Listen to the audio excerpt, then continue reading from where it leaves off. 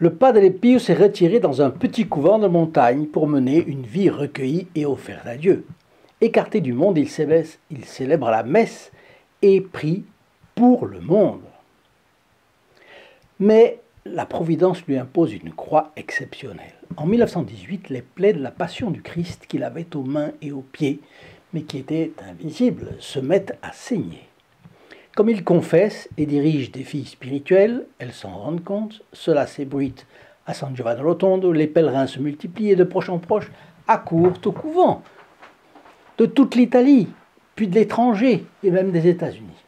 La renommée de sainteté du Capucin se répand comme une traînée de poudre et indispose des membres éminents de la sphère ecclésiastique, incapables de se rendre compte que Dieu a envoyé un saint prêtre dans un monde étouffé par une crise multiforme et que ce prêtre peut apporter une contribution immense à la résorption de cette crise. Jetons un regard sur l'ouragan qui s'abat pendant 40 ans sur le Padre Pio, avec quelques intermèdes de rémission, il faut le dire. Chers amis fidèles du Padre Pio, bonjour, mon nom est Jean Goyard et vous assistez au programme Sur les pas du Padre Pio. Aujourd'hui, le diable habite à côté, mais ne prend jamais de repos.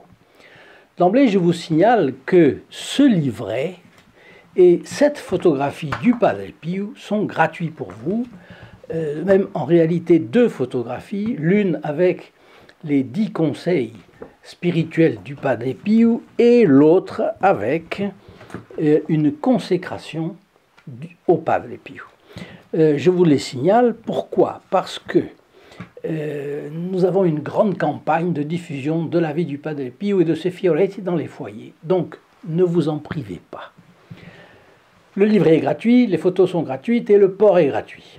Il vous suffit de téléphoner au 08 05 36 08 47, appel gratuit pour la France métropolitaine, prix d'un appel local pour les dom-toms, et pour le Canada, téléphonez au 1 844 398 88 67.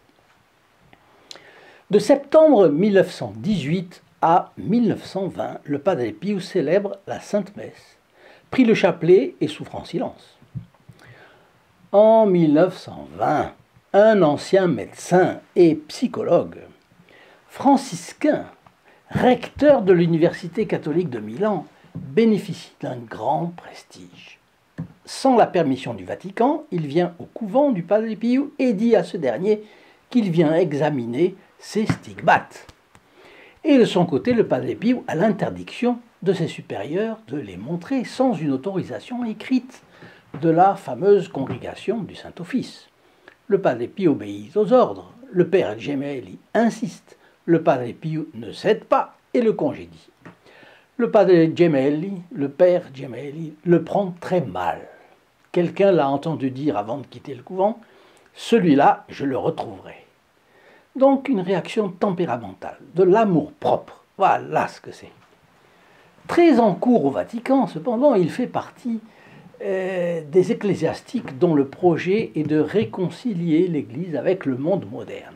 Cela a-t-il joué aussi pour antipathiser autant avec le Padre Pio?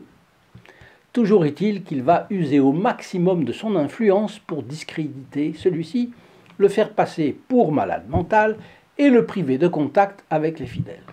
Le rapport assassin qui restera dans l'histoire comme le rapport Gemelli date d'octobre 1921. Le 2 juin 1922, 7 mois après, arrivent les premières sanctions du Saint-Office. Depuis quelques mois aussi, Benoît XV, pape de 1914 à 1922, est mort et lui a succédé Pie XI, pape de 1922 à 1939. Il faut dire que le Padre Gemelli était un intime du cardinal Ratti, Pie XI depuis son élection au trône pontifical. Curieusement, sous certains pontificats, Benoît XV, Pie XII et Paul VI, les intrigues contre le Padre Pio se calment, alors qu'elles prospèrent sous d'autres, Pie XI et Jean XXIII. C'est un mystère qui nous sera révélé au jugement dernier. Voilà. Enfin, en 1922, donc, voilà que 5 prêtres de San Giovanni Rotondo, dont un chanoine, sont pris de zèle pour la bourse des fidèles de San Giovanni Rotondo et mettent en circulation le bruit que les stigmates du Padre Pio relèvent d'une invention du couvent des Capucins pour récolter l'argent des gens crédules. Ces 5 prêtres diocésains seront plusieurs années après écartés par le Vatican pour inconduite morale. Les couvents capucins de la région de Foggia se trouvent d'autre part dans le diocèse de Monseigneur Gagliardi, l'archevêque de Manfredonia, qui a une position plus mauvaise encore, puisque, usant du prestige de sa dignité pour couvrir ses mensonges, il couvre ou même pousse les 5 prêtres. Il affirme même faussement avoir vu de ses yeux le Padre Pio mettre de l'acide sur ses mains pour entretenir artificiellement ses plaies. Donc c'était donné un témoignage autorisé d'un évêque accréditant que le Padre Pio était un charlatan, un hypocrite et un affabulateur. En 1929, il sera démis de sa charge, le Vatican lui retirant la faculté d'utiliser les symboles épiscopaux en raison de la double vie qu'il menait. On pourrait penser que cela eût suffi pour que le Vatican change du tout au tout face au Padre Pio. Hélas, les suspicions ne cesseront pas. La sacrée congrégation du Saint-Office, appelée en temps normal à juger les questions d'hérésie et de schisme, et à mettre à l'index des livres inacceptables sur le plan de la doctrine ou des mœurs, avait comme but de protéger les fidèles dans le monde des erreurs. On a vu comment, mal informés, mal influencés, peut-être instrumentalisés même par quelques mauvais personnages, la congrégation du Saint-Office a lancé l'opprobre sur le Padre Pio entre 1922 et 1930. Nous entrons maintenant dans une nouvelle phase de persécution contre le Padre Pio. N'oubliez pas de partager ces vidéos, c'est la manière de faire l'apostolat de la vie et des fioretti du Padre Pio avec ceux qui ne les connaissent pas encore ou pas assez. Donc, reprenons. Alors, un scandale financier secoue le monde catholique d'après-guerre en Italie. La faillite du banquier Giuffre. Entre 1945 et 1958, de nombreux ecclésiastiques ont confié des sommes importantes à ce dernier. Et puis, il y a eu des détournements de fonds à des fins, hélas, personnelles. La banque fait faillite et entraîne dans son krach 25 000 victimes, dont la direction de l'ordre capucin. L'affaire Padre Pio semblait définitivement calmée, mais tout le monde savait que notre bon capucin recevait des dons du monde entier, et vous avez déjà tout compris. On veut que le Padre Pio renfloue les caisses de l'ordre capucin en faillite à cause du krach Giuffre. Mais les donateurs ont fait des dons pour l'hôpital et pas pour combler un vide dans la caisse de l'ordre.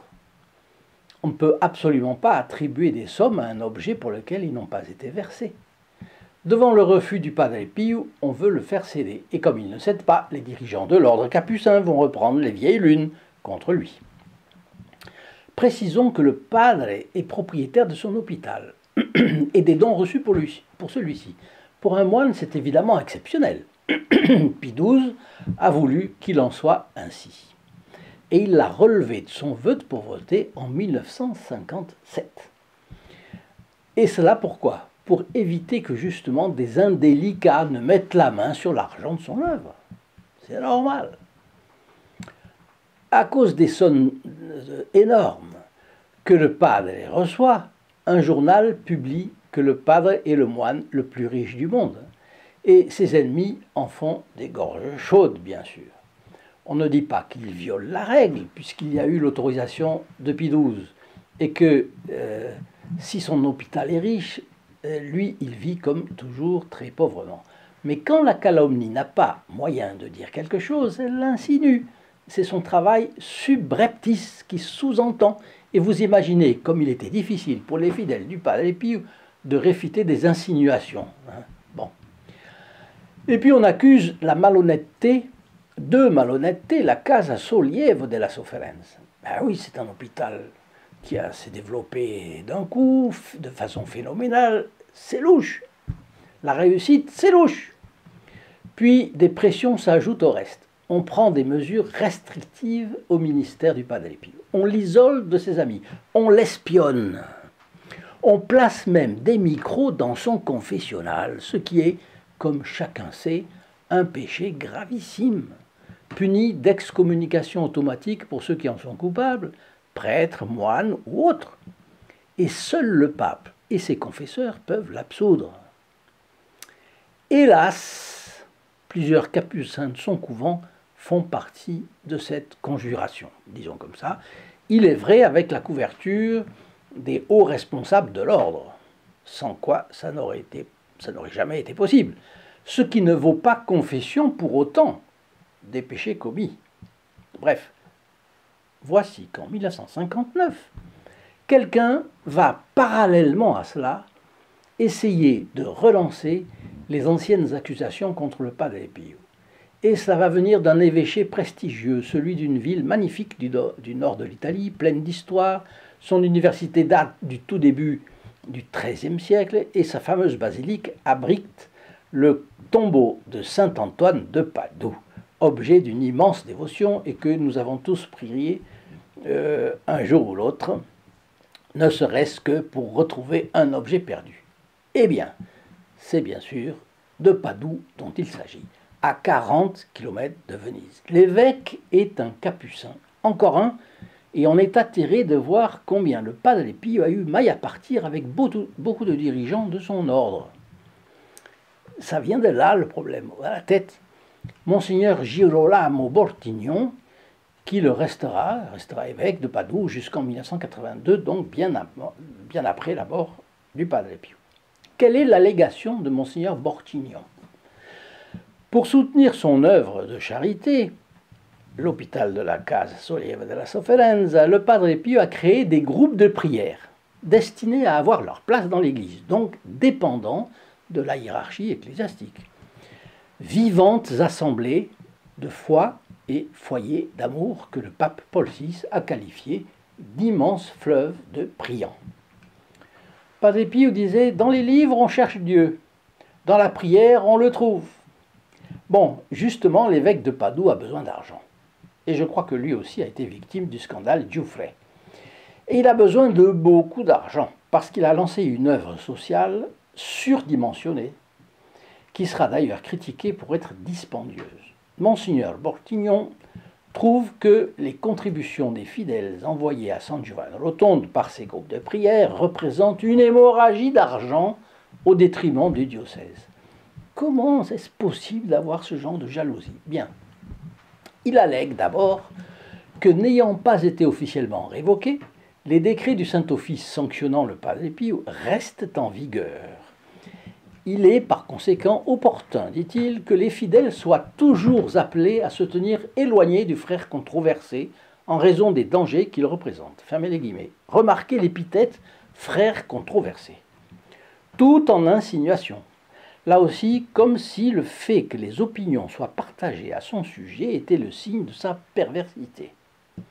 Un saint fait-il l'unanimité? La pensée unique doit-elle diriger la religion? Évidemment pas, ce serait la porte ouverte à tous les abus possibles sur la conscience d'autrui, la plus terrible des dictatures. L'évêque, ce jour-là, avait oublié l'évangile selon saint Jean, chapitre 15, verset 19. « Si vous étiez du monde, le monde vous aimerait. Le monde aimerait ce qui lui appartiendrait. Mais parce que vous n'êtes pas du monde, le monde vous hait. » L'évêque dit aussi que le Padre Pio représente des dangers sans en dire plus, ce qui laisse entendre les pires accusations. Il écrit aussi dans son bulletin diocésain qu'en plus, il y a d'autres indications du Saint-Siège dans les mêmes termes. Simple affirmation sans preuve, à quelque chose que le lecteur ne peut connaître, mais qui le laisse inquiet, au moins peut le laisser inquiet. L'évêque se garde bien de dire que ces décrets défavorables au Padre Pio datent du pontificat de Pie XI, et qu'ensuite le pape Pie XII, par ses paroles et par ses actes, a éteint toute interdiction et que depuis, le Padre Pio est devenu le confesseur de nombreux cardinaux, évêques, prélats et religieux du monde entier, et plus particulièrement à Rome.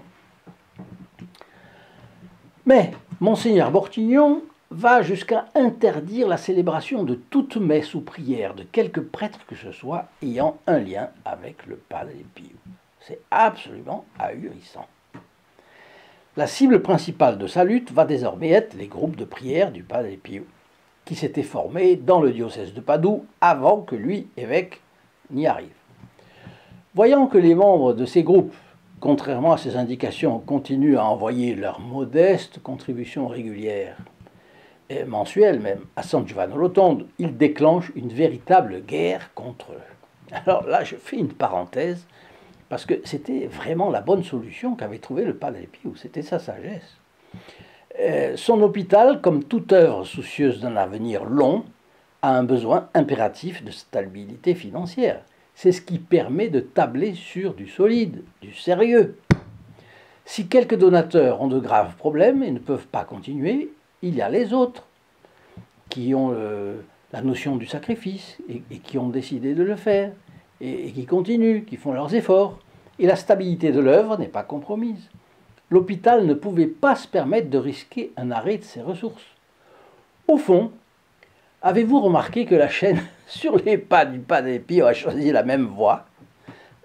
Vous le verrez ci-dessous dans la description en vous rendant sur le lien st-padre-pio.fr et vous y verrez deux choses. D'un côté, tous les bénéfices que vous pouvez en tirer et d'un autre côté, tout ce qu'il est possible de faire au service du Padre Pio à condition d'être groupé et de tirer tous dans le même sens avec persévérance. Je dis persévérance parce que les efforts qui portent du fruit sont les efforts dans la continuité. C'est comme la fidélité au commandement de Dieu. Pratiquer un commandement un jour ou deux ou 6 mois, c'est une chose, mais c'est tous les jours que nous devons pratiquer les 10 commandements. C'est notre meilleure préparation à la persévérance finale, jusqu'au jour où nous pourrons dire, comme saint Paul, « J'ai combattu le bon combat, j'ai achevé ma course, j'ai gardé la foi, il ne me reste plus qu'à recevoir la couronne de justice que me donnera en ce jour-là le Seigneur, le juste juge, et non seulement à moi, mais à tous ceux qui auront aimé son avènement. » C'est la seconde épître à Timothée, évidemment, au chapitre 4. Alors, soyons courageux et persévérants. D'ailleurs, si vous en aviez l'aspiration, ne remettez pas à plus tard et venez nous rejoindre sur le lien ici en bas dont je vous ai parlé, st-padre-pio.fr. Vous verrez comment on peut être heureux quand on met ses pas dans les pas du Padre Pio. Alors, nous avons laissé Monseigneur Bortignon alors qu'il s'apprêtait à faire peser le poids de son autorité sur 2 prêtres amis du Padre Pio, les 2 dirigeants des groupes de prière dans le diocèse de Padoue. Ce sont 2 prêtres exemplaires du diocèse, les pères Attilio Negrisolo et Nello Castello, dont le crime consistait à être amis du Padre Pio et à promouvoir son œuvre. Sous la menace de graves sanctions ecclésiastiques, on leur réclame de reconnaître une série d'infractions qu'ils n'ont pas commises et de dénoncer le Padre Pio comme manipulateur des fidèles, ainsi que de s'avouer eux-mêmes manipulés. Donc c'était une tentative de fabriquer des témoins, des faux témoins. On en prend 2. S'ils avaient été veules, coires, ils auraient obéi à leur évêque et le Padre Pio était liquidé, il aurait eu contre lui 2 témoins, 2 témoignages. Bon. Ayant protesté de leur volonté d'obéissance, non cependant de porter de faux témoignages, ils refusent ces ordres immoraux. Et là, ils font l'objet d'une véritable vindicte.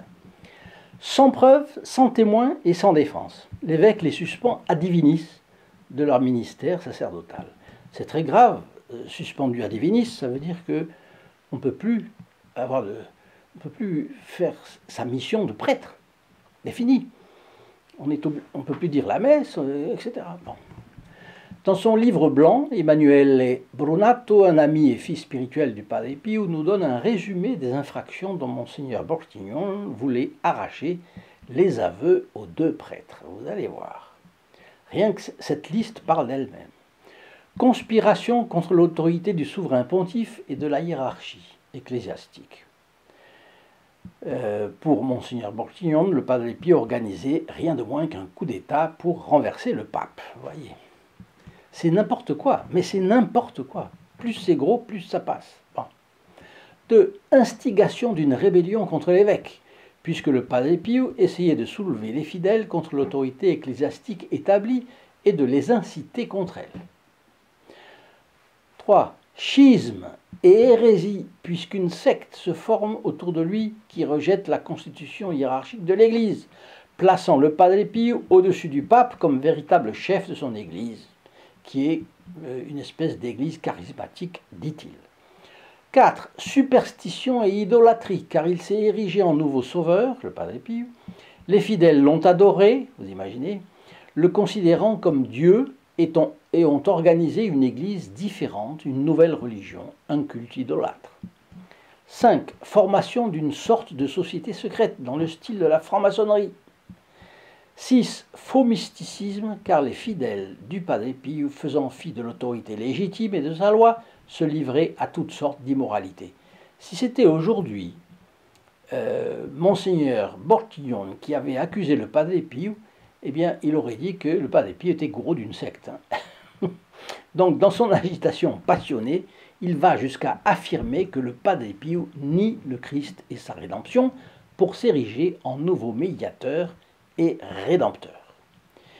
Il exige à la fin que les fidèles rompent définitivement avec les groupes de prière du Padre Pio, appliquant la peine d'excommunication à ceux qui ne s'engageront pas par écrit à les quitter. Pendant ce temps, on exhortait le peuple à ne pas donner l'hospitalité aux deux prêtres, ni même de la nourriture. Il semblait que le temps prédit par le Christ était arrivé. L'heure vient où quiconque vous fera mourir croira faire à Dieu un sacrifice agréable. Vous vous en rappelez, c'est l'évangile de Saint Jean au chapitre 16. Et donc aujourd'hui, ça continue, ça existe. Alors, eh bien, dans la deuxième partie de cette vidéo, nous verrons comment les deux prêtres diocésains, persécutés par leur évêque, Monseigneur Bortignon, ont tout fait pour être réhabilités, sans résultat, jusqu'à la mort du Padre Pio. Ils en ont appelé à l'évêque, au Vatican, toujours rien, toujours rien, toujours rien. La contrepartie, bon, ils ont vécu ici-bas en union avec le Padre Pio, et ils ont souffert pour le bon Dieu. Mais leur consolation, immensément grande, et vous savez laquelle, c'est dans le ciel, la béatitude éternelle. Ils voient Dieu aujourd'hui face à face. Et ils partagent la compagnie sublime de la Sainte Vierge Marie. Le pape Pie XII va mourir en début octobre 1958. Jean XXIII est élu à la fin du mois, 58. Celui-ci, bien que sympathisant du Padre Pio au début, a commencé à être influencé par la suite par un ancien secrétaire de Monseigneur Bortignon. Et là, on peut comprendre le reste. Mais Paul VI succède à Jean XXIII le 3 juin 1963, et 7 mois après, le 30 janvier 1964, Paul VI demande que le Padre Pio puisse exercer son ministère en toute liberté. Ce sera 4 ans avant la mort du Padre, c'est vrai. Mais de son côté, Monseigneur Bortignon quitte sa charge en janvier 82, et en novembre de la même année, Jean-Paul II introduit le procès en béatification du Padre Pio. Si la vidéo vous a plu, ajoutez votre like. Si vous n'êtes pas abonné, abonnez-vous en cliquant sur le bouton approprié puis en actionnant la clochette avec son option toutes. Et puis vous ne perdrez plus aucun fiolet du Padre Pio. Donc je vous donne rendez-vous pour une autre fois pour la deuxième partie de cette vidéo. Chers amis fidèles du Padre Pio, à bientôt. Au revoir. In nome del Padre, del Figliolo e dello Spirito Santo, e così sia. Sia lodato Gesù e Maria, e